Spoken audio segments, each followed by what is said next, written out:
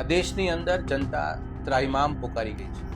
આ દૂર રહ્યા એ દરમિયાન 60 વર્ષ સુધી એવા અનેક પ્રકારના નાટક, કારસ્તાન ને દાવા દાવા ને કંઈક કર્યું આ લોકોએ, પણ જનતાએ એને જગ્યા ન આપી કે ગાય માતા એ મુદ્દો નથી, રાજકીય મુદ્દો નથી. ગાય માતા એ હિન્દુ ધર્મની આસ્થાનું પ્રતીક છે. લઈ આવ્યું કોણ? ભાજપા અને ગાય માતાને સત્તાનું પ્રતીક અને કેન્દ્ર બનાવી દીધું કે સંઘ જનસંઘ કે ભાજપાના નેતાઓને આજનું પરિણામ જે આવે છે એ સાબિત કરે છે કે આ લોકોને ગાય સાથે કોઈ સંબંધ જ નહોતો.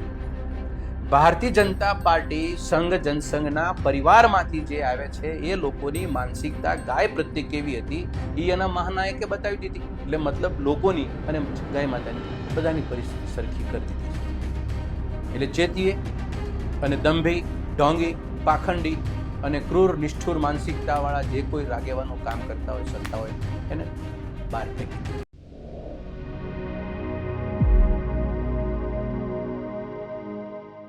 નમસ્કાર દર્શક મિત્રો, આપ જોઈ રહ્યા છો ગુજરાત પ્લસ ન્યૂઝ અને હું છું આપની સાથે લખન. તો કોંગ્રેસના નેતા મનહર પટેલે ગાય માતાના મુદ્દે ભાજપ સરકાર પર આકરા પ્રહારો કર્યા છે. તેમણે આક્ષેપ કર્યો છે કે ગાયના નામે રાજકારણ થઈ રહ્યું છે, પરંતુ જમીન પર ગૌશાળાની હાલત ખરાબ હાલતમાં છે.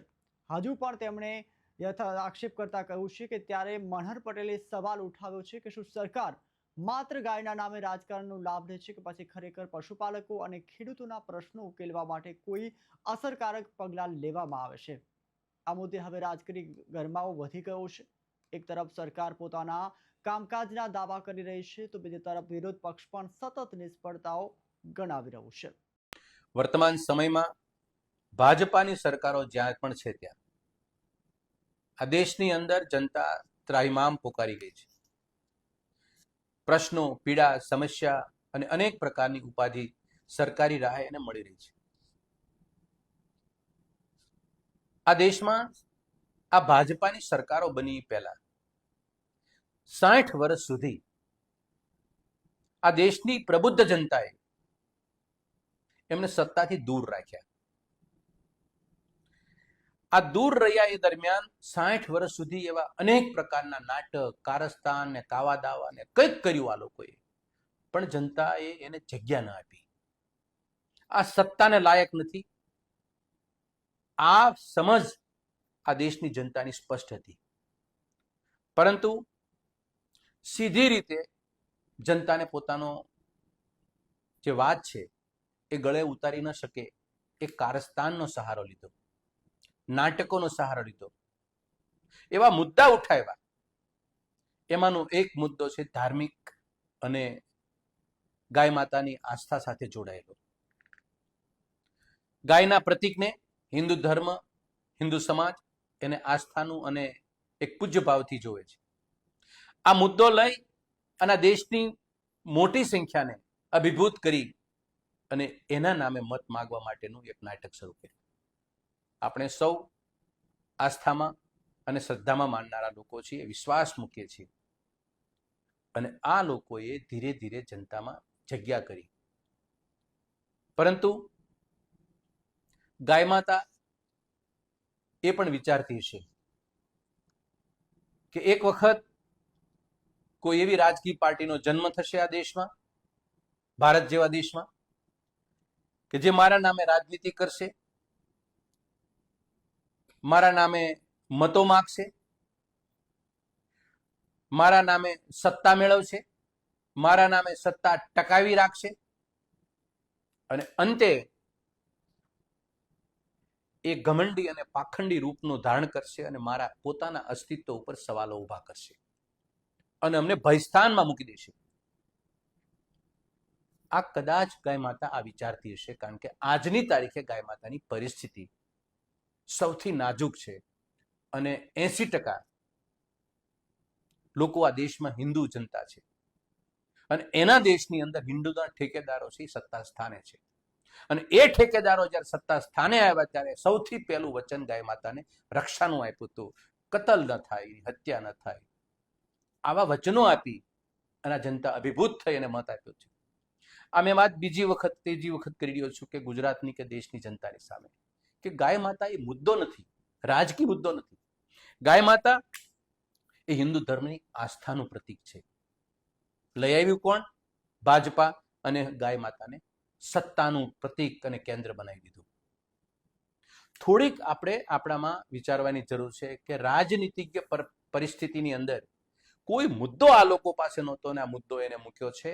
આપણે એનેથી ચેતવાની જરૂર છે, પણ આપણે ખબરદાર નથી. હવે ખબરદાર બનવાની જરૂર છે. મુદ્દો એ કહું કે સંઘ જનસંઘ કે ભાજપાના નેતાઓને આજનું પરિણામ જે આવે છે એ સાબિત કરે છે કે આ લોકોનો ગાય સાથે કોઈ સંબંધ જ નહોતો. અને ઇતિહાસે લખેલું છે પાછું, અને ઇતિહાસમાં આધારો બને છે. 1930ની અંદર આજની ભાજપાના નેતાઓ જેને મહાનાયક તરીકે પોતાનો માને છે, આરાધ્ય માને છે, ગાંધીજીની એ છબી એના ઉપર ફિટ કરવાનો પ્રયત્ન કરે છે, મતલબ ગાંધીજીનું ઓપ્શન માને છે, એની જગ્યા લેવડાવી છે. એવા સાવરકર પોતાનો વિચાર પ્રગટ કરેલો છે કોઈ જગ્યાએ કાગળ ઉપર કે ગાય માતા માટે આ સાવરકર શું માનતા હતા. મરાઠીમાં એક ભાલા નામનું એક જર્નલ બહાર પડે છે, એ વખતે પડતું છે કદાચ. એમાં એક મુદ્દો હતો, એક ટોપિક હતો, ગાયની પૂજા કરે તે સાચો હિન્દુ. આના ઉપર પોતાના પ્રભાવો અને પોતાના વિચારો મૂકેલા છે. જે પોતે માનતા હતા એવું માનતા હતા કે ગાય એક ઉપયોગી પ્રાણી છે, એ પાલતુ પ્રાણી છે, એની પૂજા ન કરાય, એ પૂજનીય તરીકે એને સ્વીકારાય નહીં.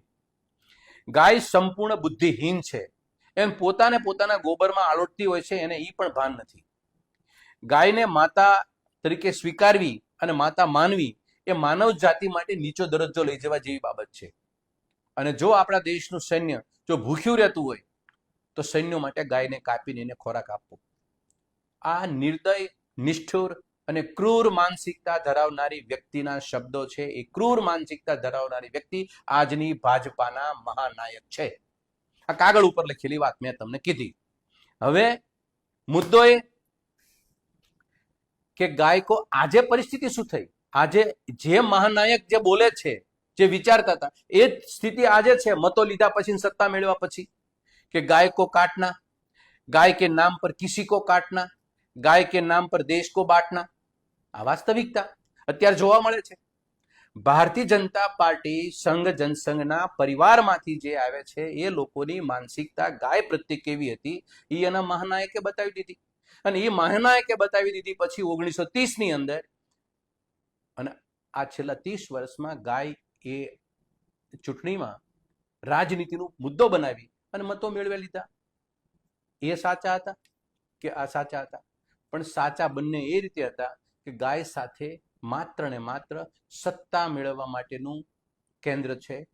એ ગાય કોઈ દિવસ ભાજપા સંઘ કે જનસંઘ માટે ક્યારેય તે પૂજ્યભાવથી જોવાનું આસ્થાનું પ્રતીક નથી. મારો આખો આ વાત કરવાનો જે મુદ્દો છે, જે તાત્પર્ય છે મારું, એ છે કે એક હિન્દુ પ્રજા તરીકે આપણે જે છેતરાવાનું જે શરૂ કર્યું છે આવા લોકો સામે, કોઈને કોઈ ભાવનાત્મક કે ધાર્મિક મુદ્દાને આધારિત એમાં આપણે 3 વખત સચેત બનવાની જરૂર છે, ખબરદાર બનવાની જરૂર છે. આજે વર્તમાન સમયની અંદર ગાય માતાની અને આપણી બંને, એટલે મતલબ લોકોની અને ગાય માતાની બધાની પરિસ્થિતિ સરખી કરી દીધી છે.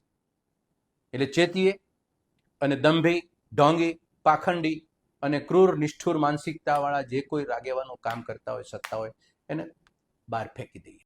તો હાલ બુલેટિનમાં બસ આટલું જ. વધુ સમાચારો માટે જોતા રહો ગુજરાત પ્લસ ન્યૂઝ. નમસ્કાર.